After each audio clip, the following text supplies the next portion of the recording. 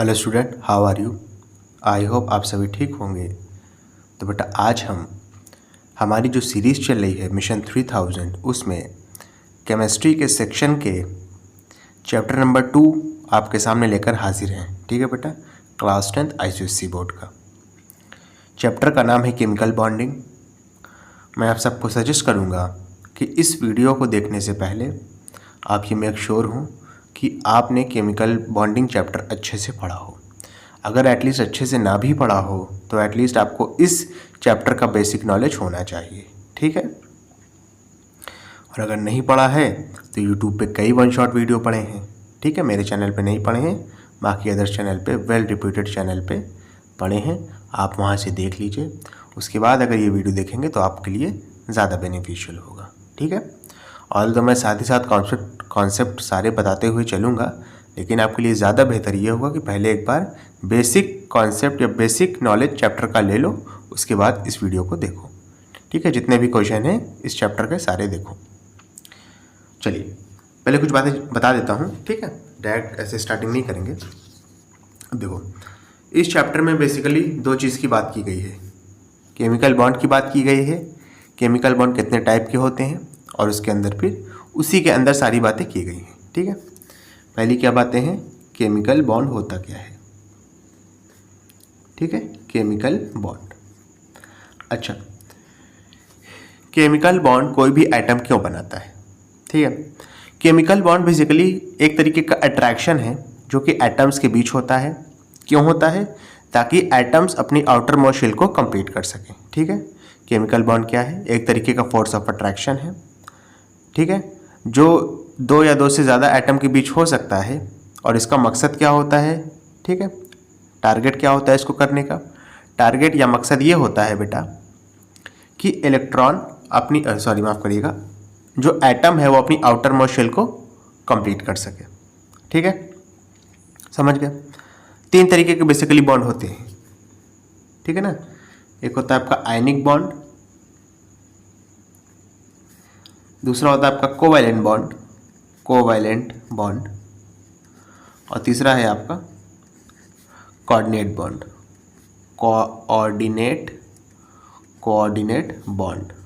ठीक है, या इसी को आप डेटिव बॉन्ड भी कहते हो। क्या कहते हो, डेटिव बॉन्ड। ठीक है, अब देखो, आयनिक बॉन्ड जो होता है बेटा वो एक मेटल और एक नॉन मेटल के बीच में बनता है। ठीक है, आयनिक बॉन्ड किसके किसके बीच बनता है, मेटल और नॉन मेटल के बीच। कोवैलेंट बॉन्ड बनता है नॉन मेटल, ठीक है, और नॉन मेटल के बीच। ओके, अच्छा, कोऑर्डिनेट बॉन्ड या डेटिव बॉन्ड बनने का एक बहुत ही अलग सा कॉन्सेप्ट है। अलग सा कॉन्सेप्ट क्या है, देख लो ज़रा। कोऑर्डिनेट बॉन्ड तब बनता है जब जो डोनर एटम, इसमें दो तरीके के एटम होते हैं, एक डोनर होता है, एक एक्सेप्टर होता है। डोनर जो लोन पेयर ऑफ इलेक्ट्रॉन को देता है, और एक्सेप्टर जो उसको एक्सेप्ट करता है। ध्यान देना, लोन पेयर ऑफ इलेक्ट्रॉन, यानी जो डोनर होगा उसके पास लोन पेयर ऑफ इलेक्ट्रॉन होगा। जब लोन पेयर ऑफ इलेक्ट्रॉन होगा तभी तो वो एक्सेप्टर को देगा ना, समझ रहे हो। ओके, समझ में आया अच्छे से। अब देखो, बेसिकली होता कुछ नहीं है। जैसे मान लो H+ आयन आया। H+ आयन का मतलब हाइड्रोजन में एक ही इलेक्ट्रॉन होते हैं। प्लस का मतलब है, एक बार प्लस लगाए ना, प्लस का मतलब है कि उसने ये एक इलेक्ट्रॉन भी लूज कर दिया है। ठीक है, फिर एक होता है H2O, वाटर। ठीक है, वाटर का स्ट्रक्चर कुछ ऐसा होता है, नीचे बना रहा हूं, देख लो। ठीक है,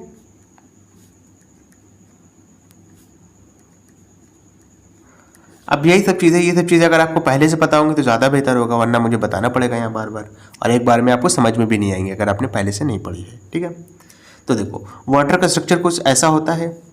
ठीक है, देखो, हाइड्रोजन के ये दो इलेक्ट्रॉन हो गए, ये कोवैलेंट बॉन्ड बेसिकली हो रहा है। कोऑर्डिनेट बॉन्ड में कोवैलेंट का भी इस्तेमाल हो जाता है, कहीं कहीं पे किसका इस्तेमाल हो जाता है, आयनिक बॉन्ड का भी इस्तेमाल हो जाता है, और कोऑर्डिनेट बॉन्ड तो है ही। कोऑर्डिनेट बॉन्ड क्या है भाई, बताना चाह रहा हूँ। ये वाटर का स्ट्रक्चर है। ठीक है, अब देखो, ये जो ऑक्सीजन के बाद जो लोन पेयर ऑफ इलेक्ट्रॉन है ना, ये वाला, ये उठा करके ये हाइड्रोजन को दे देगा। तो यहाँ पर जो बनेगा वो होता है हाइड्रोनियम आयन, इसको कहते हैं H3O+। इसको क्या कहते हैं? Hydronium ion. क्या कहते हैं? Hydronium ion. तो कोऑर्डिनेट बॉन्ड किसके किसके बीच बनता है? मैं ये बता रहा था कि आपके पास एटलीस्ट एक pair of one pair of lone electron होना चाहिए, ठीक है, sorry lone pair of electron होना चाहिए, at least one pair lone pair of electron होना चाहिए, और जो उस इलेक्ट्रॉन को लेगा उसके पास एक खाली जगह होना चाहिए ताकि वो इलेक्ट्रॉन को ले सके, ठीक है ना। ये ऑक्सीजन को यहाँ पे डोनर कहेंगे, H+ को क्या कहेंगे? एक्सेप्टर कहेंगे, ठीक है। अच्छा, आयनिक बॉन्ड मेटल और नॉन मेटल के बीच बनता है, कोवेलेंट बॉन्ड नॉन मेटल के बीच बनता है, और कोऑर्डिनेट या डेटिव बॉन्ड डोनर और एक्सेप्टर के बीच बनता है। डोनर के पास at least one pair of lone electron होना चाहिए, ठीक है। अच्छा, ये आपका हो गया फर्स्ट पॉइंट, ठीक है। अब जो आयनिक बॉन्ड बनेगा, समझो, जो आयनिक बॉन्ड बनेगा बेटा, इसका फोर्स ऑफ अट्रैक्शन बहुत ज़्यादा होता है। क्या होता है समझना, इसका क्या होता है? फोर्स ऑफ अट्रैक्शन, यानी इसके जो मेटल और नॉन मेटल है उसके बीच में जो अट्रैक्शन रहेगा वो ज़्यादा रहेगा, यानी स्ट्रांग रहेगा, ठीक है। इसका जो फोर्स ऑफ अट्रैक्शन होता है वो कम होता है। समझ गए हो अच्छे से? क्लियर है ना? फिलहाल इतनी चीज़ें समझो, बाकी जो आगे प्रॉपर्टी वहाँ पे हम डिस्कस करेंगे, ठीक है। समझ गया ना? केमिकल बॉन्ड क्यों बनाया जाता है या केमिकल बॉन्डिंग क्यों होती है? ताकि एटम आपस में मिल करके अपनी वैलेंस शेल को पूरा कर सकें। 3 तरीके के बॉन्ड होते हैं, ionic bond, covalent bond, coordinate bond. Ionic bond बनते हैं मेटल और नॉन मेटल के बीच, कोवेलेंट बॉन्ड बनते हैं नॉन मेटल के बीच, कोऑर्डिनेट बॉन्ड बनते हैं डोनर और एक्सेप्टर एटम के बीच। डोनर एटम के पास at least one pair of lone electron होना चाहिए, एक्सेप्टर एटम के पास खाली जगह होनी चाहिए ताकि वो उस लोन पेयर ऑफ इलेक्ट्रॉन को ले सके, ठीक है। आयनिक बॉन्ड में फोर्स ऑफ अट्रैक्शन ज़्यादा होता है, कोवेलेंट बॉन्ड में फोर्स ऑफ अट्रैक्शन कम होता है। तीसरा पॉइंट भी लिख लो जो कि इंपॉर्टेंट है, मेरे ख्याल से बताना है, बता देता हूँ। आयनिक बॉन्ड में क्या होता है? कंप्लीट ट्रांसफर ऑफ इलेक्ट्रॉन होता है, कंप्लीट ट्रांसफर ऑफ इलेक्ट्रॉन होता है, यानी इलेक्ट्रॉन पूरी तरीके से ट्रांसफर होते हैं। समझ रहे हो? कोवेलेंट बॉन्ड में क्या होता है? शेयरिंग ऑफ इलेक्ट्रॉन होता है, ठीक है, शेयरिंग ऑफ इलेक्ट्रॉन, या इसी को कह सकते हो म्यूचुअल शेयरिंग ऑफ इलेक्ट्रॉन, ठीक है। क्या होता है? म्यूचुअल शेयरिंग ऑफ इलेक्ट्रॉन होता है, ठीक है। एक एक एग्जांपल भी ले लिया जाए तो ज़्यादा बेहतर है। इसका एग्जांपल है NaCl, ठीक है। इसका एग्जांपल है आपका CH4 ले लो, H2 ले लो, O2 ले लो, ठीक है, N2 ले लो, CCl4 ले लो, एटसेट्रा, ठीक है ना। कोवेलेंट कंपाउंड की अगर बात करें या कोवेलेंट बॉन्ड की बात करें तो इसके अंदर भी 2 टाइप के होते हैं, एक होते हैं आपके पोलर, एक होते हैं नॉन पोलर, यानी पोलर कोवेलेंट बॉन्ड और non polar covalent bond. Polar covalent bond उसको कहते हैं बेटा जिसके अंदर पोलैरिटी डेवलप हो जाती है। पोलैरिटी का मतलब होता है कि एक एटम पर पॉजिटिव चार्ज आ जाएगा, पार्शियल पॉजिटिव, और एक एटम पर पार्शियल नेगेटिव चार्ज आ जाएगा, ठीक है। समझ रहे हो ना? ये चीज़ होता है, ठीक है। इतनी मेरे ख्याल से बातें बहुत है, बाकी क्वेश्चन करते हैं, जहाँ पे जिस कॉन्सेप्ट की ज़रूरत होगी वहाँ पे मैं आपको बताता चलूँगा। लेकिन अभी भी फिर से कह रहा हूँ, बेहतर यही है कि पहले कोई सी वीडियो देख लीजिए, या अगर आप प्रॉपर नॉलेज है चैप्टर की तो चलिए क्वेश्चन को स्टार्ट करिएगा डायरेक्ट, ठीक है। चलिए देखिए क्या लिखा है। लिखा है द ड्यूप्लेट और octet structure of a valence shell makes. कह रहा अगर वैलेंस शेल में आपके ड्यूप्लेट या ऑक्टेट स्ट्रक्चर हैं तो वो क्या करता है? वो किसी एटम को, ठीक है, केमिकली इनएक्टिव बना देता है। अगर किसी भी एटम के पास आपके उसका duplet structure basically first shell में ही कंप्लीट होता है, जिसके आपके पास 2 ही एग्जांपल हैं, एक हाइड्रोजन है, हीलियम है। ऑक्टेट के तो आपके पास न जाने कितने एग्जांपल है, ठीक है। सभी ज़्यादातर कंपाउंड ऑक्टेट स्ट्रक्चर को फॉलो करते हैं, यानी वैलेंस शेल में 8 इलेक्ट्रॉन होना चाहिए। वो क्या करता है? वो आपके एटम को, किसी भी एलिमेंट के एटम को केमिकली इनएक्टिव बना देता है।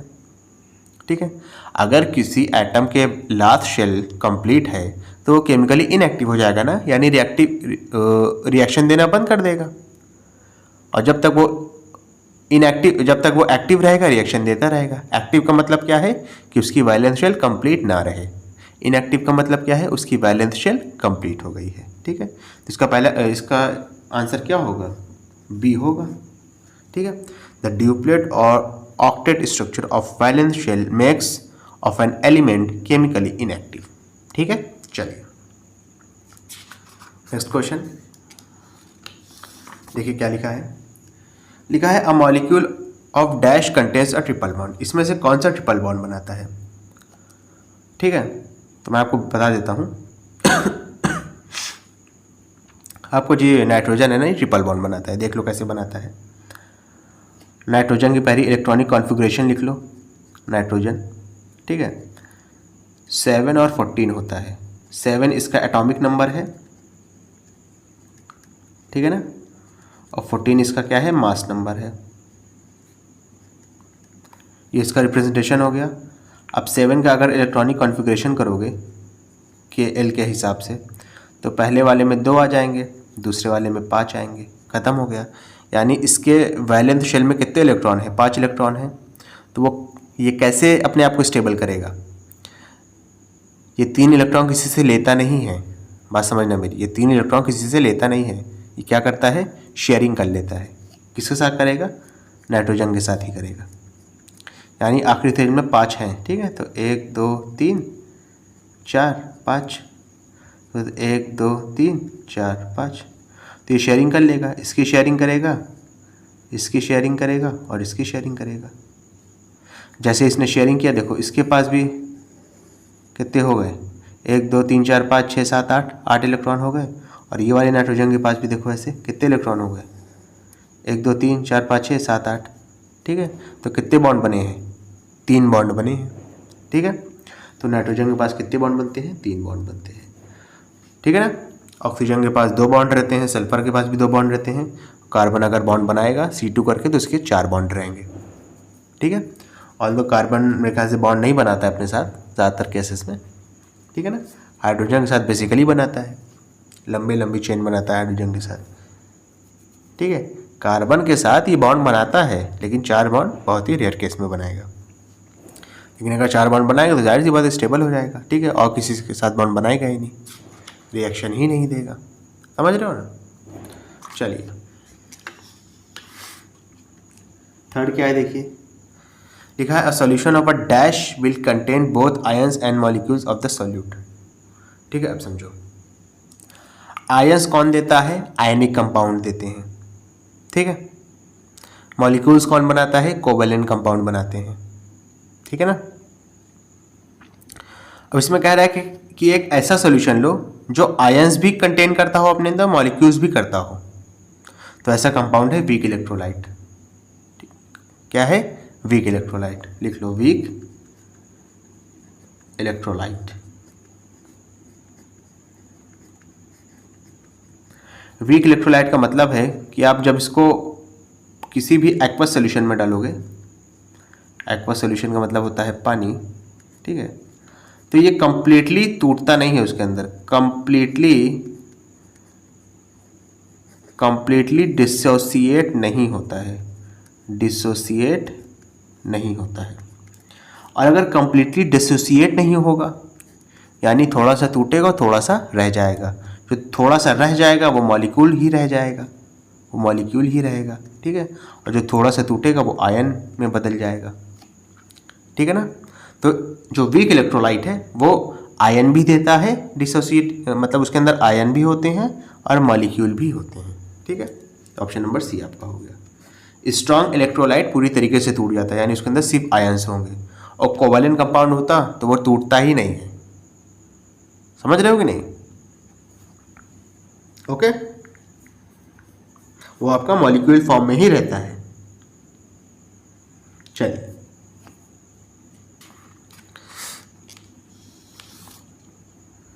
फोर्थ वाला देखिए क्या है।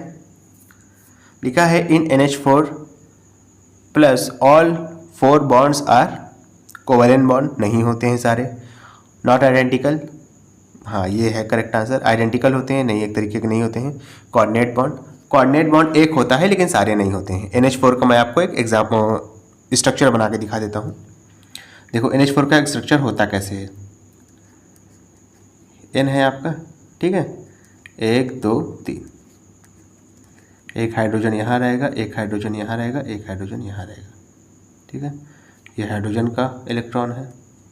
तो देखो एक बॉन्ड इसके साथ बना, दिखाई दे रहा है ना, एक बॉन्ड इसके साथ बना, एक बॉन्ड इसके साथ बना, ठीक है। तो ये तीनों की तो म्यूचुअल शेयरिंग हो गई, तो ये क्या कहलाएंगे, कोवेलेंट बॉन्ड, यानी 3 आपके पास कोवेलेंट बॉन्ड हो गए। समझ रहे हो ना। अब जाहिर सी बात है नाइट्रोजन के आखिरी वाले शेल में 5 इलेक्ट्रॉन होते हैं, तो 2 इलेक्ट्रॉन नीचे भी बचेंगे। अच्छा, ये 2 इलेक्ट्रॉन किसको देगा, ये यहाँ पे जो H+ मौजूद होगा ना, ये पूरा का पूरा उठा करके इसको दे देगा। और जब पूरा का पूरा अपने लोन पेयर ऑफ इलेक्ट्रॉन ही उठा करके इसने H+ को दे दिए, तो ये कौन सा बॉन्ड हो जाएगा, ये हो जाएगा कोऑर्डिनेट बॉन्ड। तो एक इसके बाद कोऑर्डिनेट बॉन्ड भी होता है। समझ रहे हो मेरी बात। यानी चारों बॉन्ड एक तरीके के नहीं हैं, 3 आपके कोवेलेंट बॉन्ड हैं, एक कोऑर्डिनेट बॉन्ड है या डेटिव बॉन्ड है। तो इसका आंसर क्या हो जाएगा, all 4 bonds are not identical. Okay, 5th वाला देखिए, लिखा है among the following compounds identify the compound that has all 3 bonds, जिसके पास तीनों बॉन्ड हैं, आयनिक भी है, कोवेलेंट भी है, कोऑर्डिनेट भी है, ठीक है। तो देखो अमोनिया के पास यानी NH3, अमोनिया का फॉर्मूला भी लिख लो NH3, इसके 3 बॉन्ड तीनों के तीनों कोवेलेंट होते हैं। सोडियम हाइड्रोक्साइड यानी NaOH, ठीक है। तो NaOH बेसिकली क्या है आपके पास, NaOH के पास, NaOH जो है आपके पास, इसके पास एक तो अच्छा NaOH पहले लिख लो, NaOH, ठीक है, फॉर्मूला होता है NaOH के पास एक आपका आयनिक बॉन्ड होगा जो Na और OH के बीच बनेगा। और OH कैसे बना होगा, OH बनता है कोऑर्डिनेट बॉन्ड की मदद से, ठीक है, यानी कोवेलेंट यहाँ पे मिसिंग है। कैल्शियम क्लोराइड की बात करेंगे तो CaCl2, इसमें दोनों ही बॉन्ड आपके क्या होते हैं, आयनिक होते हैं। अब बचा ले देखिए आपका अमोनियम क्लोराइड यानी NH4Cl, NH4Cl। तो देखो अभी मैंने आपको बताया कि NH4 के पास 2 तरीके के बॉन्ड होते हैं, कोवेलेंट और कोऑर्डिनेट। NH4 के पास 2 तरीके के बॉन्ड हो गए, जब ये Cl के साथ मिलेगा तो एक आयनिक बॉन्ड भी बना लेगा, यानी अमोनियम क्लोराइड के पास तीनों तरीके के बॉन्ड हैं, आयनिक भी है, कोवेलेंट भी है और कोऑर्डिनेट भी है, ठीक है। यानी आपका ऑप्शन नंबर बी करेक्ट हो जाएगा। ओके, चलिए नेक्स्ट क्वेश्चन देखिए क्या लिखा है। लिखा है the type of bonding in HCl molecule, HCl molecule के पास कौन सी बॉन्डिंग होती है। तो देखो समझिएगा बेटा, HCl के पास कौन सी बॉन्डिंग होती है, HCl, H के पास 1 इलेक्ट्रॉन होता है, क्लोरीन के पास 7 इलेक्ट्रॉन होते हैं इसकी आउटर मोस्ट शेल में, मैंने बना दिया, ठीक है। अब देखो 1 इलेक्ट्रॉन यहाँ पे शेयर हो जाएगा ये वाला, ठीक है, तो इसकी आउटर मोस्ट शेल दोनों की तो कंप्लीट हो जाएगी। क्लोरीन के देखो 7 हो गया यहाँ पे और हाइड्रोजन का 2 हो गया, ठीक है ना। तो इसमें कौन सी बॉन्डिंग दिख रही है, इसमें कोवेलेंट बॉन्डिंग दिख रही है, यानी म्यूचुअल शेयरिंग ऑफ इलेक्ट्रॉन हो रहा है। कैसे हो रहा है, यानी पोलर है कि नॉन पोलर है, तो ये आपका पोलर कंपाउंड है। पोलर कंपाउंड का मतलब है कि इन दोनों की इलेक्ट्रोनेगेटिविटी में डिफरेंस है, जिसकी वजह से ये जो इलेक्ट्रॉन है ना, ये थोड़ा सा क्लोरीन के साइड शिफ्ट हो जाता है, तो क्लोरीन पे आ जाएगा पार्शियल नेगेटिव, और इससे जब दूर गया है हाइड्रोजन से तो इस पर आ जाएगा पार्शियल पॉजिटिव। इसको आप डेल नेगेटिव और डेल पॉजिटिव भी कहते हो। पोलर का मतलब है कि उसके ऊपर थोड़ा सा चार्ज डेवलप हो गया। चार्ज क्यों डेवलप हो गया, क्योंकि दोनों की जो इलेक्ट्रॉन को खींचने की क्षमता है अपनी अपनी तरफ, उसमें थोड़ा सा अंतर है, क्लोरीन की ज़्यादा है, हाइड्रोजन की कम है, ठीक है। इस वजह से चार्ज डेवलप हुआ, इस वजह से ये कोवेलेंट बॉन्ड तो रहा लेकिन पोलर कोवेलेंट बॉन्ड बन गया है, यानी आपका ऑप्शन नंबर ए करेक्ट है। ओके, 7th वाला देखिए, covalent bond formed in between, covalent bond किसके किसके बीच बनता है? अभी मैंने आपको बताया था इसी वीडियो की शुरुआत में, दो नॉन मेटल्स के बीच में कोवेलेंट बॉन्ड बनेगा। Option number C. ओके, चलो नेक्स्ट देखिए क्या है, क्या लिखा है। Which of the following is a common characteristics of a covalent compound? Covalent compound की कॉमन कैरेक्टरिस्टिक्स क्या है? समझ रहे हो? तो हाई कोवेलेंट नहीं, ये हाई कोवेलेंट कंपाउंड नहीं होना चाहिए, ये हाई मेल्टिंग पॉइंट होना चाहिए मेरे ख्याल से। ठीक है, हाई मेल्टिंग पॉइंट लिख लो या हाई बॉइलिंग पॉइंट लिख लो। हाई मेल्टिंग पॉइंट होना चाहिए यहाँ पे। हाई कोवेलेंट कंपाउंड का कोई मतलब नहीं बनाना। ओके बेटा, कोवेलेंट कंपाउंड का मेल्टिंग पॉइंट हाई होता है, बिल्कुल हाई नहीं होता है, लो मेल्टिंग पॉइंट होता है। कंसिस्ट ऑफ मॉलिक्यूल्स, जी हाँ, कोवेलेंट कंपाउंड में मॉलिक्यूल्स आते हैं। ऑलवेज सॉल्युबल इन वाटर, नहीं, सॉल्युबल नहीं होता बेटा ये वाटर में, ये ऑर्गेनिक सॉल्वेंट में सॉल्युबल होता है, जैसे कोरेसिन हो गया, टाउलिन हो गया, ये सब वगैरह वगैरह। नेक्स्ट क्या है, conduct electricity when it is in molten state. तो देखो बेटा, कोई भी चीज़ इलेक्ट्रिसिटी तब कब कंडक्ट करती है? जब उसके जो इलेक्ट्रॉन है ना वो फ्री रहें। और उसके इलेक्ट्रॉन कब फ्री रहेंगे? जब वो आयन बनाएंगे, यानी जब वो टूटेंगे। समझ रहे हो ना? यानी जब भी उसका मॉलिक्यूल टूटेगा, चाहे वाटर के अंदर जाकर टूटे चाहे जहाँ भी टूटे, अगर वो टूटते हैं यानी उसके अगर इलेक्ट्रॉन फ्री होते हैं तभी वो इलेक्ट्रिसिटी को कंडक्ट कर सकते हैं, अदरवाइज नहीं करेंगे। ठीक है, तो जब कोवेलेंट कंपाउंड आसानी से आप उसको आयनाइज ही नहीं कर सकते, ठीक है, तो जाहिर सी बात है चाहे जिस भी स्टेट में रहे, ठीक है, चाहे लिक्विड में रहे चाहे किसी चीज़ मॉल्टन में रहे, किसी भी चीज़ में रहे, वो इलेक्ट्रिसिटी को कंडक्ट करेगा ही नहीं। ठीक है, तो ये वाला जो पॉइंट है ये आपका बेसिकली NaCl के लिए है, यानी आयनिक कंपाउंड के लिए है, जो पॉइंट नंबर डी है। ठीक है, ऑलवेज सॉल्युबल इन वाटर, अभी बताया वाटर में सॉल्युबल नहीं होती तो ये भी कट गया। हाई मेल्टिंग पॉइंट तभी बताया, लो मेल्टिंग पॉइंट होता है। ले देखिए बच्चा ऑप्शन नंबर बी, तो ये वाला करेक्ट है कि कोवेलेंट कंपाउंड के अंदर मॉलिक्यूल्स आते हैं। H2 आएगा, O2 आएगा, N2 आएगा, ठीक है, CCl4 आएगा, CH4 आएगा। नेक्स्ट क्या है देखो, अ gas having double bond is, कह रहा इन सब में से किसके पास डबल बॉन्ड है? तो आप बताइए किसके पास है? तो देखो पहली चीज कार्बन डाइऑक्साइड के पास होगा। ठीक है, तो यहां पे बेटा होना चाहिए a gas having two double bond. Double bond तो क्योंकि दो के पास है, ऑक्सीजन के पास भी यहाँ डबल बॉन्ड है, कार्बन डाइऑक्साइड के पास भी डबल बॉन्ड है। यहाँ पे क्वेश्चन होना चाहिए कि a gas having two double bond, दो डबल बॉन्ड किसके पास है? तो ये कार्बन डाइऑक्साइड के पास है। देखो कैसे होगा। ठीक है, 1 2 3 4, 1 2 3 4 5 6, 1 2 3 4 5 6, ये वैलेंस इलेक्ट्रॉन लिख रहा हूँ। ठीक है, ये हो गया इसका, ये हो गया इसका। और जब कार्बन ने अपने दो इलेक्ट्रॉन को शेयर करवाया है ऑक्सीजन के साथ, तो ये भी करेगा इसके, तो ये हो गया आपका कार्बन का। ठीक है, तो ऑप्शन नंबर सी करेक्ट हो गया। अगर कहता है अ gas having one double bond तो वो ऑक्सीजन हो जाता। ठीक है, O2। चलिए नेक्स्ट देखो क्या लिखा है। लिखा है lead chloride is, lead chloride क्या है?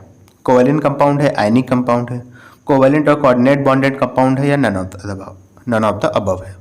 तो आपका जो लीड क्लोराइड है ये आपका एक आयनिक कंपाउंड है। कैसे है देख लो, जो Pb होता है, Pb का मतलब लेड, ठीक है, लेड को का जो सिंबल होता है वो Pb होता है। इस पे होता है 2 पॉजिटिव चार्ज, यानी इसके पास 2 इलेक्ट्रॉन था, इसने 2 इलेक्ट्रॉन को लूज करके अपने आउटर मोस्ट शेल को कंप्लीट कर लिया। ठीक, यानी इसके आउटर मोस्ट शेल में 2 इलेक्ट्रॉन था। क्लोराइड, ठीक है, क्लोराइड का मतलब Cl, क्लोरीन, तो 2 क्लोरीन है बेसिकली। तो इसने जो 2 इलेक्ट्रॉन लूज किया है वो 1 इलेक्ट्रॉन दिया होगा क्लोरीन को ये वाले, और 1 इलेक्ट्रॉन इसको दिया होगा। और क्लोरीन के पास आप जानते हो कितने इलेक्ट्रॉन रहते हैं उसके आउटर मोस्ट शेल में? 7 इलेक्ट्रॉन रहते हैं ना, समझ रहे हो ना? तो जब यहाँ पे कंप्लीट ट्रांसफर ऑफ इलेक्ट्रॉन से एक कंपाउंड बन रहा है तो आप उसको क्या कहोगे? आयनिक कंपाउंड कहोगे। ऑप्शन नंबर सी करेक्ट हो गया। ठीक है, नेक्स्ट क्या लिखा है? A compound with low boiling point, कह रहा है इसमें से किस कंपाउंड के पास लो बॉइलिंग पॉइंट है? तो लो बॉइलिंग पॉइंट बेटा होता है कोवैलेंट कंपाउंड का। अब आपको बेसिकली ये देखना है कि इसमें से कौन सा कोवैलेंट कंपाउंड है। NaCl आपको इसी वीडियो में बताया है। NaCl क्या था? आयनिक कंपाउंड है। कैल्शियम क्लोराइड आयनिक कंपाउंड है क्योंकि कंप्लीट ट्रांसफर ऑफ इलेक्ट्रॉन से बनता है। KCl आयनिक कंपाउंड है। Carbon tetrachloride CCl4 covalent compound है क्योंकि म्यूचुअल शेयरिंग ऑफ इलेक्ट्रॉन से बनता है, यानी ऑप्शन नंबर डी करेक्ट हो गया। ओके, चलिए नेक्स्ट क्या है देखिए, लिखा है sodium and sodium ions are. Sodium और सोडियम आयंस के पास क्या होता है? आर केमिकली सेम नहीं, केमिकली सेम तो नहीं होते हैं क्योंकि सोडियम आयन केमिकली इनएक्टिव होता है और सोडियम जो है केमिकली एक्टिव होता है। नेक्स्ट क्या है, having same number of electrons, electron भी सेम नहीं होते हैं। सोडियम के पास 11 इलेक्ट्रॉन होंगे, सोडियम आयंस यानी Na+ के पास 10 इलेक्ट्रॉन होंगे। सेम नंबर ऑफ प्रोटॉन, हाँ तो प्रोटॉन के नंबर सेम होते हैं। अच्छा, प्रोटॉन के नंबर क्यों सेम होते हैं? क्योंकि प्रोटॉन प्रेजेंट होता है बेटा न्यूक्लियस में, और जब भी आप इलेक्ट्रॉन को लूज करते हो तो प्रोटॉन पे या न्यूक्लियस पे कोई फर्क नहीं पड़ता है, तो प्रोटॉन के नंबर हमेशा सेम रहेंगे, यानी ऑप्शन नंबर सी करेक्ट हो गया। ओके, समझ रहे हो ना? चलो नेक्स्ट क्या है, a compound having 1 lone pair of electron. कह रहा है इसमें से किस कंपाउंड के पास 1 लोन पेयर ऑफ इलेक्ट्रॉन रहेगा? तो इसका आंसर है अमोनिया। NH3 इसका क्या होता है? फॉर्मूला होता है, बना लो, NH यहाँ पे 3 रखा। नाइट्रोजन के पास इसकी आखिरी शेल में 5 इलेक्ट्रॉन होते हैं, तो 1 2 3 4 5। हाइड्रोजन के पास तो 1 होते हैं, तो एक बॉन्ड ये बना, एक बॉन्ड ये बना, एक बॉन्ड ये बना, ये 2 इलेक्ट्रॉन बचे रहेंगे ना, तो इसी को कहते हैं lone pair of electron. Lone pair of electron, तो आपका ऑप्शन नंबर सी करेक्ट हो गया। ठीक है, मीथेन के पास एक भी लोन पेयर ऑफ इलेक्ट्रॉन नहीं होते। वाटर के पास 2 लोन पेयर ऑफ इलेक्ट्रॉन होते हैं। ठीक है, और जो हाइड्रोजन सल्फाइड इसके पास भी 2 लोन पेयर ऑफ इलेक्ट्रॉन होते हैं। ठीक है ना? चलिए नेक्स्ट देखते हैं, देखिए क्या लिखा है। लिखा है which of the following is not a typical property of an ionic compound. कह रहा है इसमें से कौन सा एक टिपिकल प्रॉपर्टी नहीं है आयनिक कंपाउंड की। आयनिक कंपाउंड का high melting and burning point होता है, बिल्कुल सही है, ऑप्शन नंबर 1 करेक्ट है, यानी होता है। Conduct electricity in molten as well as in aqueous state, ये भी बिल्कुल सही है। मॉल्टेन स्टेट में भी इलेक्ट्रिसिटी को कंडक्ट करते हैं, एग्जाम्पल है NaCl, और एक्वस स्टेट में भी करते हैं। ठीक है, they are insoluble in water, ये गलत है, ये इसकी प्रॉपर्टी नहीं है। ठीक है, सॉल्युबल में वाटर में सॉल्युबल होते हैं पूरी तरीके से आयनिक कंपाउंड आपके।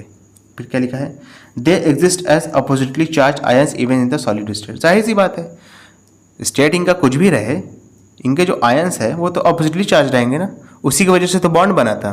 ठीक है, तो आपका ऑप्शन नंबर सी इस क्वेश्चन का आंसर हो जाएगा। ओके, नेक्स्ट क्या है देखो, लिखा from the given options electron dot structure of Mg and Na atom is. अब देखो इलेक्ट्रॉन डॉट स्ट्रक्चर में बेसिकली होता क्या है, इसके जो वैलेंस शेल के इलेक्ट्रॉन होते हैं बस उनको दिखाया जाता है। ठीक है, मैग्नीशियम के पास 12 इलेक्ट्रॉन होते हैं टोटल में, पहले में 2 होंगे, दूसरे में 8 होंगे और तीसरे में 2 होंगे, यानी लास्ट शेल में उसके 2 इलेक्ट्रॉन होंगे। 2 किस में है? ऑप्शन नंबर डी में है, ऑप्शन नंबर सी में है। सोडियम के पास 11 इलेक्ट्रॉन होते हैं टोटल में, पहले शेल में 2, दूसरे में 8, तीसरे में 1। 1 किस में है? सिर्फ ऑप्शन नंबर बी में है, यानी ये करेक्ट हो गया। क्लियर है अच्छे से? ओके, चलिए इसके बाद अपना नेक्स्ट क्वेश्चन करेंगे बेटा। क्वेश्चन देखेंगे, क्वेश्चन नंबर 16 हमसे हमारा क्या कह रहा है। लिखा है the octet rule is observed in. कह रहा है इनमें से किस में ऑक्टेट रूल ऑब्जर्व होता है। ठीक है, ऑक्टेट रूल का मतलब है कि आउटर मोस्ट शेल में, ठीक है, 8 इलेक्ट्रॉन कंप्लीट हो जाए। तो देखिए CaCl2 में ऑब्जर्व होता है ऑक्टेट रूल। ठीक है, समझ रहे हो ना? देखो कैसे होता है, देखो ज़रा, CaCl2 में ऑब्जर्व होता है, लेकिन यहाँ पर इलेक्ट्रोवैलेंट बॉन्ड बनता है, यानी आयनिक बॉन्ड, यानी यहाँ पे कंप्लीट ट्रांसफर ऑफ इलेक्ट्रॉन होता है। कैसे होता है देख लो, कैल्शियम में 2 इलेक्ट्रॉन होते हैं इसके आउटर मोस्ट शेल में। ठीक है, क्लोरीन में कितने होते हैं? 7 होते हैं, 1 2 3 4 5 6 7, 1 2 3 4 5 6 7। ठीक है, 1 इलेक्ट्रॉन इसको देगा, ये 1 इलेक्ट्रॉन इसको देगा, और ये CaCl2 बना लेते हैं। क्लियर है अच्छे से? CO2 में देखो कैसे होते हैं, कार्बन के पास 4 वैलेंस इलेक्ट्रॉन, ऑक्सीजन के पास 6 वैलेंस इलेक्ट्रॉन। ठीक है, दोनों साइड ऐसे ये लोग रहते हैं। एक बॉन्ड यहाँ पर बनता है, एक बॉन्ड, और एक बॉन्ड यहाँ पर बनता है, यहाँ पे मान लो। ठीक है, यहाँ पे मान लो। क्लियर है? तो इसका भी ऑक्टेट कंप्लीट हो गया है। कार्बन में देखो 1 2 3 4 5 6 7 8, उसी तो ऑक्सीजन में भी 6 यहाँ पर हैं, 2 यहाँ पर हैं, 8 हो गया। 6 ऑक्सीजन के पास हैं, 2 इसके लेगा, 8 हो गया। BCl3 में नहीं होता है, देख लो कैसे नहीं होता है। बोरॉन का इलेक्ट्रॉनिक कॉन्फ़िगरेशन होगा 2,3। टोटल 5 इलेक्ट्रॉन होते हैं बोरॉन में, 2,3 होगा, यानी आउटर मोस्ट शेल में 6 इलेक्ट्रॉन, माफ़ करिएगा 3 इलेक्ट्रॉन। 2,3 है ना, टोटल 5 है। क्लोरीन के बाद कितने होते हैं? 7 होते हैं। तो 1 2 3 4 5 6 7। ठीक है, 1 2 3 4 5 6 7। अब देखो एक बॉन्ड यहाँ पर बना, एक बॉन्ड यहाँ पर बन गया, मान लो 1 2 3 4 5 6 7, और एक बॉन्ड मान लो यहाँ पर बन गया। क्लोरीन के तो 8 इलेक्ट्रॉन पूरे हो गए। 7 यहाँ पर हैं, 1 मिलाकर 8, 7 यहाँ पर हैं, 1 मिलाकर 8, 7 यहाँ पर हैं क्लोरीन के खुद के, 1 मिलाकर 8। लेकिन बोरॉन जब इनके तीनों इलेक्ट्रॉन ले भी लेगा तो 1 2 3 4 5 6, बोरॉन के पास तो 6 इलेक्ट्रॉन होंगे।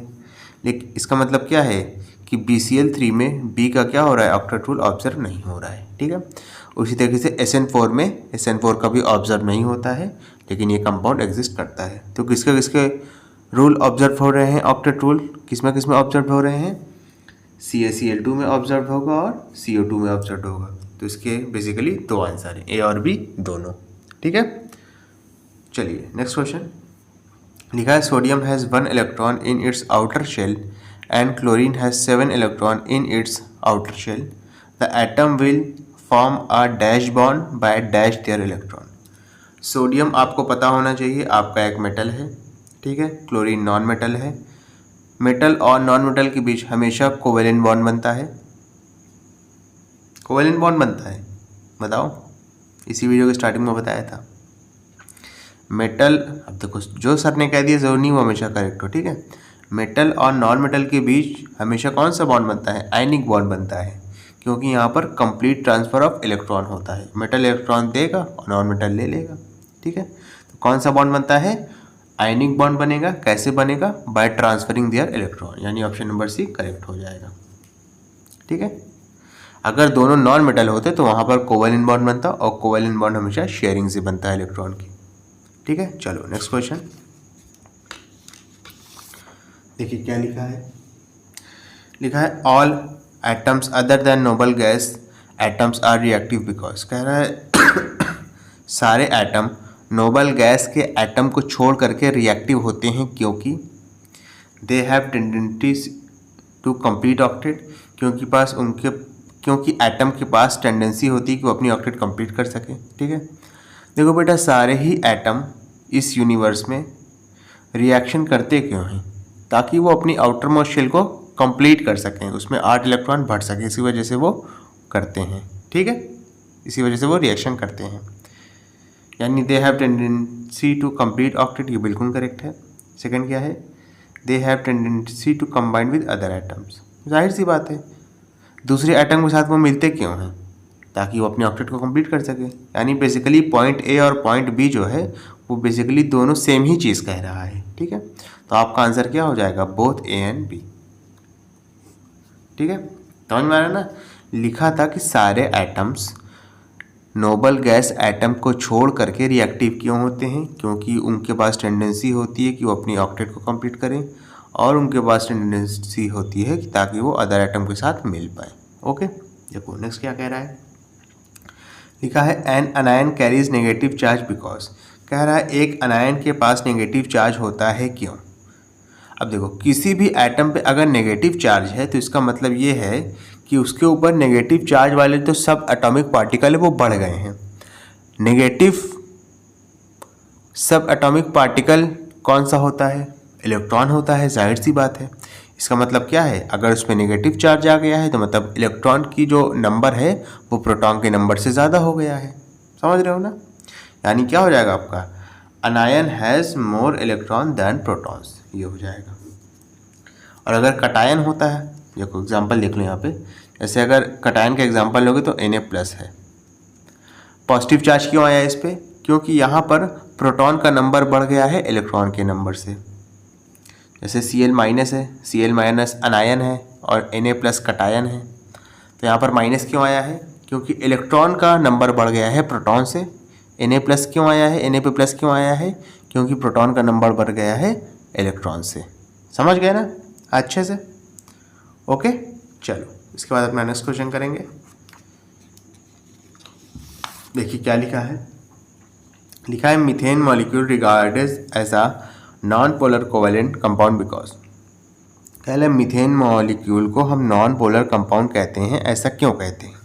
तो पहले मीथेन का स्ट्रक्चर देख लो, ये कार्बन है, ठीक है,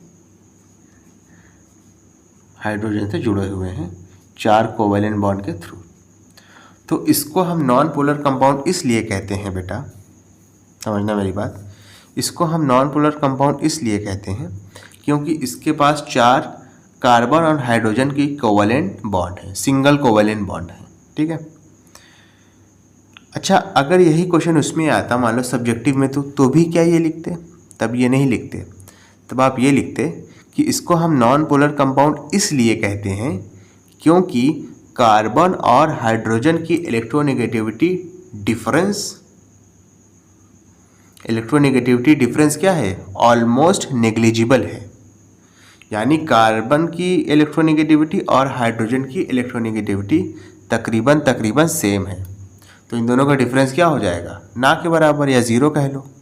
और अगर इलेक्ट्रोनेगेटिविटी डिफरेंस किसी 2 एटम का जो आपस में कोवेलेंट बॉन्ड बना रहे हैं, अगर इलेक्ट्रोनेगेटिविटी डिफरेंस 0 आ जाए तो आप उसको नॉन पोलर कंपाउंड कह देंगे। इसका प्रॉपर आंसर ये था, लेकिन क्योंकि ये ऑप्शन में दिया नहीं है, तुमको ऑप्शन के हिसाब से चूज़ करना है। तो ऑप्शन क्या हो जाएगा, methane has 4 carbon hydrogen single covalent bond. समझ रहे हो? समझ रहे हो ना अच्छे से? ओके, चलो। अच्छा, सी ऑप्शन भी कुछ कह रहा है ना, लिखा है shared pair lies between the atoms at an equal distance from both carbon and hydrogen atom. ये भी हो सकता है बेटा, ये भी आपका आंसर हो सकता है, ये क्योंकि यहाँ पे कह रहा है जो शेयर्ड पेयर है वो एकदम बीचों बीच में लाई करता है, इक्वल डिस्टेंस पे कार्बन और हाइड्रोजन दोनों तरफ से। तो मेरे ख्याल से बेटा ज़्यादा प्रॉपर आंसर ये है, देख लो, ज़्यादा प्रॉपर आंसर ये होगा, ऑप्शन नंबर सी। क्यों होगा देखो, पहले मुझे भी लगा था ऑप्शन बी ही होगा, लेकिन जो प्रॉपर आंसर बताया मैंने अभी, जो सब्जेक्टिव में बताया, वो तो वही होगा, क्योंकि इलेक्ट्रोनेगेटिविटी डिफरेंस तकरीबन 0 होता है। अच्छा, इलेक्ट्रोनेगेटिविटी डिफरेंस है तो इसका मतलब क्या है, जो शेयर्ड पेयर ऑफ इलेक्ट्रॉन है ना, वो ना तो कार्बन की तरफ जाएंगे ना तो हाइड्रोजन की तरफ जाएंगे, वो एकदम बीचों बीच में रहेंगे, यानी हाइड्रोजन से भी इक्वल डिस्टेंस पे रहेंगे और कार्बन से भी इक्वल डिस्टेंस पे रहेंगे। तो ये आपका प्रॉपर जो है ऑप्शन नंबर सी होना चाहिए, ठीक है ना? ओके, समझ गए? चलो क्वेश्चन नंबर 21 देखो, यहाँ पे क्या लिखा है, how many pairs of bond and lone pair in the given chlorine molecule figure. देखो, ये क्लोरीन के एटम से दोनों मिले हैं तो क्लोरीन के मॉलिक्यूल बन गए हैं। कह रहा है, अब सीधा सीधा कह रहा है कि इसके पास कितने लोन पेयर है और कितने बॉन्ड पेयर है। तो निकाल लेंगे बेटा, कितने लोन पेयर हैं कितने बॉन्ड पेयर हैं, सब हम निकाल लेंगे। देखो, 1 2 3 4 5 6, ये जो 6 हैं जो बॉन्डिंग में पार्टिसिपेट नहीं कर रहे हैं, इसको आप कहेंगे लोन पेयर। यानी कितने हैं, 6 लोन पेयर हैं, और जो ये वाले हैं, ये दोनों एटम जो कि बॉन्डिंग में पार्टिसिपेट कर रहे हैं दोनों की तरफ से, समझ रहे हो ना, दोनों की तरफ से जो बॉन्डिंग में पार्टिसिपेट कर रहे हैं उसको आप क्या कहेंगे, बॉन्ड पेयर। यानी एक बॉन्ड पेयर है और कितने हैं, 6 लोन पेयर है, यानी आपका ऑप्शन नंबर बी करेक्ट हो जाएगा। Contain 1 bond pair and 6 lone pair. अगर इसका डायग्राम थोड़ा अच्छे से समझ में नहीं आ रहा तो मैं यहाँ पे बना देता हूँ। एक क्लोरीन ये है, एक क्लोरीन ये है, 1 2 3 4 5 6 7, फिर 1 2 3 4 5 6 7, सॉरी 7। तो एक यहाँ पर बॉन्ड बनेगा जिसकी वजह से क्लोरीन अपना ऑक्टेट कंप्लीट कर लेगा। फिर 1 2 3 4 5 6 लोन पेयर हैं और एक बॉन्ड पेयर होगा। ओके, समझ में आया? यानी 1 bond pair and 6 lone pair. चलिए इसके बाद अपना नेक्स्ट क्वेश्चन करेंगे। देखिए क्या लिखा है, क्वेश्चन नंबर 22 लिखा है how many pairs of bond and lone pair contains in the given methane. देख लेते हैं। देखो ये तो बहुत आसान है, देख लो यहीं पे मैं बता देता हूँ, यहाँ पर मिले हैं। तो देखो कार्बन पे क्या आपको कहीं पे लोन पेयर दिखाई दे रहा है? बताइए, कहीं नहीं दिखाई दे रहा है ना। तो इसका मतलब क्या है, यहाँ पर 4 बॉन्ड पेयर हैं और 0 लोन पेयर हैं, ठीक है ना। 4 bond pair 0 lone pair. Lone pair का मतलब होता है कि इलेक्ट्रॉन 2 होने चाहिए साथ में और वो बॉन्डिंग में पार्टिसिपेट ना कर रहे हों। तो यहाँ जितने भी इलेक्ट्रॉन थे कार्बन के 4 इलेक्ट्रॉन है बेसिकली, तो वो क्या कर रहे थे, बॉन्डिंग में पार्टिसिपेट कर रहे थे, ठीक है ना। अगर ये डायग्राम समझ में नहीं आ रहा है तो ऐसे समझ लो, कार्बन होंगे 1 2 3 4, हाइड्रोजन होंगे 4 ठो, ठीक है ना, 1 2 3 एंड 4। तो एक यहाँ पर बॉन्ड बना, एक यहाँ पर बना, एक यहाँ पर बना, एक यहाँ पर बना, तो 4 बॉन्ड पेयर हो गए और 0 लोन पेयर हो गया, ठीक है। नेक्स्ट देखिए लिखा है given below ion form by the combination of. अच्छा बहुत आसान क्वेश्चन है। देखो H2O में अगर आप H+ आयन डाल दो तो ये वाला आयन बनता है जिसको आप हाइड्रोनियम आयन कहते हैं। इसका मैं थोड़ा सा अलग से बना देता हूँ आपको, ठीक है। देखो कैसे बने हैं, देख लो। ये बेसिकली जो है कोऑर्डिनेट बॉन्ड या डेटिव बॉन्ड के थ्रू बनते हैं। जैसे अगर आप इसको देखें 1 2 3 4 5 6, ये बेसिकली आपका क्या है, वाटर है, वाटर है ना।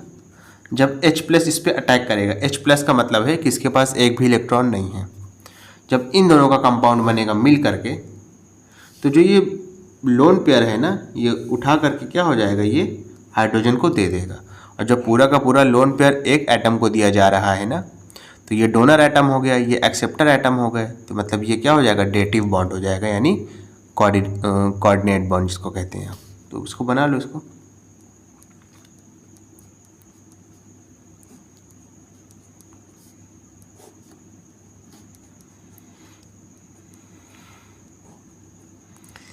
डेटिव बॉन्ड को हमेशा एक एरो के थ्रू दिखाते हैं, समझ रहे हो।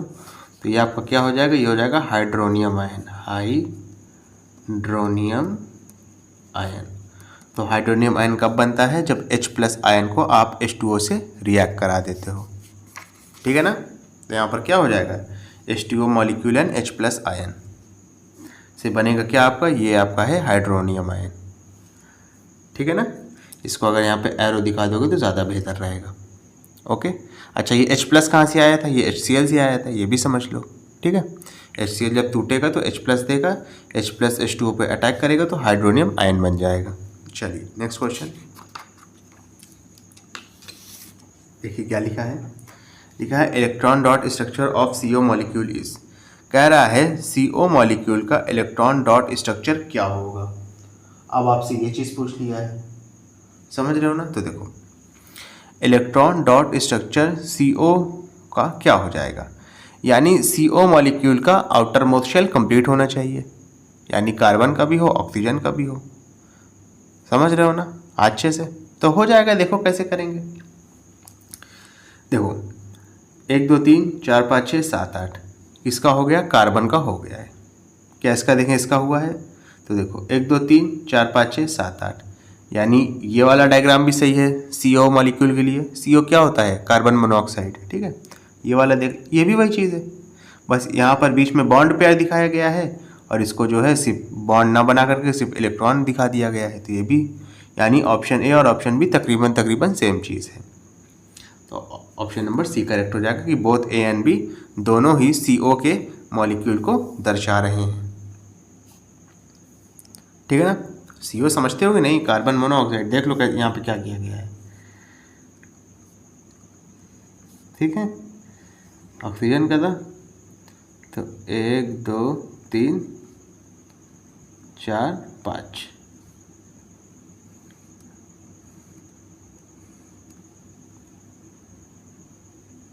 ठीक है ना, ये हो गया आपका। अच्छा, एक चीज़ आप समझिएगा, कुछ बच्चे सोच रहे होंगे, समझ लो मैं थोड़ा और अच्छे से समझा दे रहा हूँ। कुछ बच्चे सोच रहे होंगे सर कार्बन के पास तो 4 होते हैं, 5 आ कैसे गए?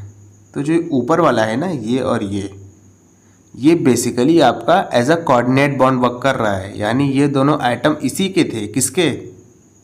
इसके, कार्बन के, लेकिन एक तरीके से इसने इसको दे दिए। ये दोनों आइटम एक तरीके से किसके थे? कार्बन के नहीं थे, माफ़ करिएगा, ऑक्सीजन के थे। और ऑक्सीजन ने कोऑर्डिनेट बॉन्ड के थ्रू कार्बन को दे दिए। क्यों दे दिए? ताकि अपना ऑक्टेट कंप्लीट कर सके। समझ रहे हो ना। और वही सेम चीज़ इसमें भी है। क्लियर है अच्छे से? ओके, चलो क्वेश्चन नंबर 25 देखो क्या लिखा है। Mg has the following properties. Mg के पास, Mg है आपका एक मेटल कह लो या सीधा सीधा ये कह लो कि ये आयनिक बॉन्ड बनाता है। तो जो भी आयनिक बॉन्ड बनाता है ना बेटा, उसका मेल्टिंग पॉइंट और बॉइलिंग पॉइंट बहुत हाई होता है। यानी ऑप्शन पी और क्यू तो बिल्कुल सही है। 450 डिग्री मेल्टिंग पॉइंट है, यानी बहुत ज़्यादा है। बॉइलिंग पॉइंट उससे भी ज़्यादा है। ठीक है, तकरीबन 1100 डिग्री सेल्सियस है, तो भी बहुत ज़्यादा है। आर देख लीजिए, लिखा है forms an ion with +1 charge. तो ये गलत है। Mg का जो इलेक्ट्रॉनिक कॉन्फ़िगरेशन होता है ना, वो 282 होता है। यानी आउटर मोस्ट शेल में 2 इलेक्ट्रॉन होंगे। तो जब आयन बनाएगा, बेसिकली कटायन बनाएगा, तो वो +2 चार्ज के साथ बनाएगा। तो आपका आर ऑप्शन गलत है, पी और क्यू सही है। यानी आपका ऑप्शन नंबर डी करेक्ट हो जाएगा। ओके, चलिए इसके बाद नेक्स्ट क्वेश्चन क्या लिखा है। लिखा है elements can bond together in many different ways by sharing, gaining और लूजिंग इलेक्ट्रॉन। कह रहा है एलिमेंट आपस में बहुत तरीके से बॉन्ड बना सकते हैं, जैसे कि शेयर करके इलेक्ट्रॉन, या इलेक्ट्रॉन को गेन करके या लूज करके। In some of the resulting structures strong electrostatic force of attraction occurs as a result of the type of bonding. Which of the following example does not involve strong electrostatic force of attraction. कह रहा है कहीं कहीं पे result ये होता है कि बहुत ज़्यादा strong electrostatic force of attraction bonding के रिजल्ट में हमको देखने को मिलता है। कह रहा है इनमें से किस में हमको strong electrostatic force of attraction देखने को नहीं मिलेगा। ठीक है, तो देखो मैं सीधा सीधा बताता हूँ। Strong electrostatic force of attraction आपको देखने को मिलता है आयनिक कंपाउंड में, और कोवैलेंट कंपाउंड में आपको strong electrostatic force of attraction देखने को नहीं मिलेगा।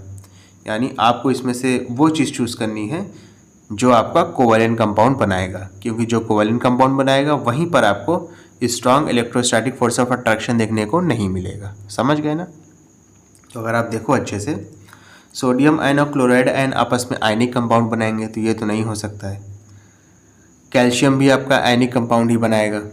ठीक है, अगर आप ऑप्शन सी देखो, कार्बन और हाइड्रोजन एटम, तो ये आपका कोवैलेंट कंपाउंड बनाते हैं। मिसाल के तौर पे मीथेन ले लो, तो यहाँ पर electrostatic force of attraction strong नहीं होता है। तो आपका ऑप्शन नंबर सी करेक्ट हो जाएगा। ओके, चलिए इसके बाद नेक्स्ट क्वेश्चन बेटा अपना समझिएगा। देखिए क्या लिखा है। लिखा है sodium chloride is often known as common salt और टेबल सॉल्ट। सोडियम क्लोराइड यानी NaCl को कॉमन सॉल्ट और टेबल सॉल्ट कहते हैं। तो कह रहा है इसमें से कौन सा which compound represent sodium chloride. Option A, option B, option C, option D में से कौन सा कंपाउंड सोडियम क्लोराइड को रिप्रेजेंट करता है। हेडिंग देख लेते हैं, कंडक्ट इलेक्ट्रिसिटी व्हेन सॉलिड। तो आपको ये पता होना चाहिए कि जो NaCl होता है ना, सोडियम क्लोराइड, ये जब सॉलिड रहेगा ना, सॉलिड, तो इसके बीच का बॉन्ड बहुत ज़्यादा स्ट्रांग होता है। तो जब इसके बीच का बॉन्ड बहुत ज़्यादा स्ट्रांग होता है, तो इसके जो आयन है यानी इलेक्ट्रॉन, वो फ्री नहीं हो पाते हैं। यानी ये आयंस में टूट ही नहीं पाएगा जब ये सॉलिड रहेगा। ठीक है, यानी इसके इलेक्ट्रॉन फ्री नहीं रहेंगे, और जब इसके इलेक्ट्रॉन फ्री नहीं रहेंगे तो ये इलेक्ट्रिसिटी को कंडक्ट कर ही नहीं सकता है, क्योंकि इलेक्ट्रिसिटी का मतलब ही होता है कि फ्लो ऑफ इलेक्ट्रॉन, जहाँ पर इलेक्ट्रॉन फ्लो होगा उसी को इलेक्ट्रिसिटी कहते हैं। तो यानी सॉलिड में NaCl इलेक्ट्रिसिटी को कंडक्ट नहीं करेगा, यानी नो वाला ऑप्शन हो गया है। तो option B, option C, option D में से कोई होगा, ऑप्शन ए तो आपका कट गया। मॉल्टेन स्टेट में, यानी जब इसको पिघलाया जाता है, जब इसको पिघलाया जाता है ना, तो बेटा इसके जो आयन होते हैं वो फॉर्म्ड हो जाते हैं, यानी इलेक्ट्रॉन इसके फ्री हो गए हैं। और जब इलेक्ट्रॉन फ्री होंगे तो इसका मतलब ये क्या होगा, ये इलेक्ट्रिसिटी को कंडक्ट करेगा, यानी इसमें यस होना चाहिए। Option B, option C, option D में से यस किस में है बताओ? सिर्फ और सिर्फ ऑप्शन सी में है, यानी आपका ये करेक्ट हो जाएगा। आगे आपको देखने की ज़रूरत ही नहीं है, ठीक है। रूम टेम्परेचर पे आपका NaCl सॉलिड ही रहता है और कैन बी बेंट और शेप्ड, तो इसका आंसर नो है, हम इसको बेंट वगैरह नहीं कर सकते हैं, ठीक है। चलिए नेक्स्ट क्वेश्चन देखो क्या लिखा है। लिखा है the electronic structure of atom X and Y are shown. Electronic structure atom X और Y का दिया गया है। बेसिकली आपको यहाँ दिमाग नहीं लगाना ज़्यादा। क्या लिखा है? X and Y combined by ionic bonding, what is the formula of the compound produced. Formula बस बताना है, यानी इसकी वैलेंसी आपको देखना होगा। तो X की आउटर मोस्ट शेल में कितने इलेक्ट्रॉन है? देखो सबसे बाहर वाली में कितने हैं? मुझे तो एक ही दिख रहे हैं, यानी X की वैलेंसी 1 हो गई, तो X के नीचे 1 लिख देंगे, ठीक है। Y की आउटर मोस्ट शेल में देख लो कितने इलेक्ट्रॉन हैं। Y की जो आउटर मोस्ट शेल है ना, उसमें देखो 1 2 3 4 5 6। अब देखो आउटर मोस्ट शेल में 6 इलेक्ट्रॉन हैं। कंप्लीट करने के लिए कितने चाहिए होते हैं? आउटर मोस्ट शेल को 8 इलेक्ट्रॉन चाहिए होते हैं, यानी 2 इलेक्ट्रॉन की कमी है, यानी Y जो है 2 इलेक्ट्रॉन कहीं बाहर से लेगा। तो जितने इलेक्ट्रॉन ये बाहर से लेगा ना, उतनी ही इसकी वैलेंसी हो जाएगी। तो Y की वैलेंसी कितनी हो गई? 2। ध्यान रखिएगा Y की वैलेंसी 6 नहीं होगी, नंबर ऑफ वैलेंस इलेक्ट्रॉन 6 के बराबर नहीं, अरे जो आपकी वैलेंसी होती है वो नंबर ऑफ वैलेंस इलेक्ट्रॉन के बराबर नहीं होती है। वैलेंसी बेसिकली आपका वो नंबर होता है जितने नंबर ऑफ इलेक्ट्रॉन को आप गेन या लूज करके अपनी आउटर मोस्ट शेल को कंप्लीट कर सकते हो, ठीक है ना। ये लिख दिया आपने, क्रॉस मल्टीप्लाई कर दो, क्या हो जाएगा? x2 साथ में y, x2 साथ में y, ठीक है ना। कौन सा ऑप्शन हो जाएगा? ऑप्शन नंबर ए आपका करेक्ट हो जाएगा। क्रॉस मल्टीप्लाई करते हैं x के साथ y की वैलेंसी, y के साथ x की वैलेंसी। क्लियर है? चलिए नेक्स्ट क्वेश्चन। अब देखिएगा, अच्छा ये बेसिकली आपका असर्शन एंड रीजन टाइप है, 2 ही क्वेश्चन है बेसिकली इसमें, देख लो। Question number 29 and 30 are based on the options given below. A क्या है? assertion and reason both are correct statement and reason is the correct explanation of the assertion। assertion reason दोनों ही सही है और जो आपका reason है वो assertion को correctly explain कर रहा है। उसके बाद कह रहा है assertion and reason both are correct, दोनों ही सही हैं, बट जो reason है वो correctly explain नहीं कर रहा है assertion को। थर्ड ऑप्शन क्या है? assertion is true, assertion सही है but reason is false, reason गलत है। ऑप्शन नंबर डी क्या है? assertion is false, assertion wrong है but reason is true, reason correct है। assertion देखिए, लिखा है atoms can combined either by transfer of valence of electrons from one atom to another, और यहाँ पे और होना चाहिए, और नहीं लिखा है, और लिख लो, और by sharing of valence electron. कह रहा है एटम्स कंबाइन होते हैं या तो पूरी तरीके से वैलेंस इलेक्ट्रॉन को एक एटम से दूसरे एटम में ट्रांसफ़र करके, जिसको आप आयनिक कंपाउंड या आयनिक बॉन्ड कहते हो, या तो वैलेंस शेल की शेयरिंग कर लेते हैं जिसको आप कोवैलेंट कंपाउंड या कोवैलेंट बॉन्ड कहते हो, ठीक है। उसका रीज़न क्या है? Sharing and transfer of valence electron is done by atoms to have an octet in their valence shell. कह रहा है शेयरिंग या transfer of valence electron atoms के द्वारा या एटम्स के थ्रू या एटम्स इसलिए करते हैं ताकि वो अपनी वैलेंस शेल में एक ऑक्टेट बना सके, यानी 8 इलेक्ट्रॉन को ला सकें। तो ये सही बात है, इसीलिए करते हैं शेयरिंग या ट्रांसफरिंग ऑफ इलेक्ट्रॉन, ठीक है। तो इसका कोड नंबर हो जाएगा ए, यानी असर्शन और रीज़न दोनों सही है और जो रीज़न है वो असर्शन को एक्सप्लेन भी कर रहा है, ठीक है ना। चलिए इसके बाद नेक्स्ट क्वेश्चन, मेरे ख्याल से ये लास्ट क्वेश्चन होगा इस वीडियो का। देखिए क्या लिखा है। लिखा है water is one of the best solvent. Water एक बहुत अच्छा सॉल्वेंट है, यहाँ पर ये कहा गया है। लिखा है H bonding is present in water molecule. H bonding का मतलब hydrogen bonding is present in water molecule. तो अब समझना बेटा, स्टेटमेंट तो ये दोनों करेक्ट हैं। वाटर एक बहुत अच्छा सॉल्वेंट भी है। अच्छा, वाटर एक बहुत अच्छा सॉल्वेंट क्यों है, इसका रीज़न जानते हो? इसका रीज़न ये है कि जैसे ही हम किसी आयनिक कंपाउंड को वाटर के अंदर डालते हैं ना, वाटर क्या करता है, वाटर उस आयनिक कंपाउंड के फोर्स ऑफ अट्रैक्शन को कमज़ोर कर देता है। आयनिक कंपाउंड का फोर्स ऑफ अट्रैक्शन बहुत ज़्यादा होता है, तो वाटर का काम क्या होता है, उस आयनिक कंपाउंड के फोर्स ऑफ अट्रैक्शन को कमज़ोर कर देगा। और जैसे ही आयनिक कंपाउंड का फोर्स ऑफ अट्रैक्शन कमज़ोर होता है तो वो थोड़ा टूटना स्टार्ट कर देते हैं आयनिक कंपाउंड, यानी आयन में कन्वर्ट हो जाते हैं। समझ रहे हो ना? और जैसे ही वो टूटेंगे, वाटर उसको क्या करेगा, अपने अंदर घोल लेगा, डिज़ोल्व कर लेगा। तो वाटर का एक बेस्ट सॉल्वेंट होने का ये एक रीज़न है। और यहाँ पे क्या रीज़न दिया था कि हाइड्रोजन बॉन्डिंग की वजह से वाटर मॉलिक्यूल में, तो ये नहीं है। अगर हाइड्रोजन बॉन्डिंग बहुत ज़्यादा होगी ना, तो वाटर उसको अपने अंदर डिज़ोल्व कर ही नहीं पाएगा, यानी तोड़ ही नहीं पाएगा। हाइड्रोजन बॉन्डिंग बहुत ज़्यादा स्ट्रांग होती है, ठीक है। तो इसका रीज़न ये है कि हाइड्रोजन बॉन्डिंग तो भले वाटर में प्रेजेंट होती है, वो मैं मान रहा हूँ, हाइड्रोजन बॉन्डिंग वाटर में प्रेजेंट होती है, वो मैं मान रहा हूँ।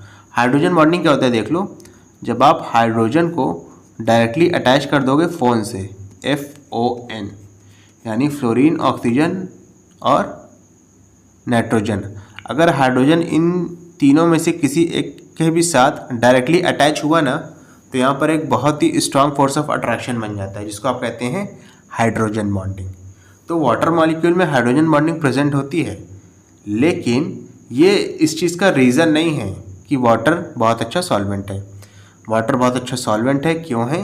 क्योंकि आयनिक कंपाउंड को जब भी हम वाटर के अंदर डालेंगे, उसका force of attraction ionic compound का कम हो जाएगा, जिसकी वजह से वो वाटर के अंदर घुल जाता है। तो असर्शन और रीज़न दोनों करेक्ट हैं, लेकिन रीज़न जो है वो असर्शन को एक्सप्लेन नहीं कर पाया है यहाँ पे, ठीक है। तो कोड नंबर आपका B हो जाएगा। क्लियर है बेटा अच्छे से? स्टूडेंट, बस हर वीडियो के लास्ट में आपसे ये दरख्वास्त रहती है कि इस वीडियो को जो सीरियस कैंडिडेट हैं, जो वाकई एग्ज़ाम में एक्सेल करना चाहते हैं, उन तक ज़रूर पहुँचाया जाए, ठीक है। Thank you.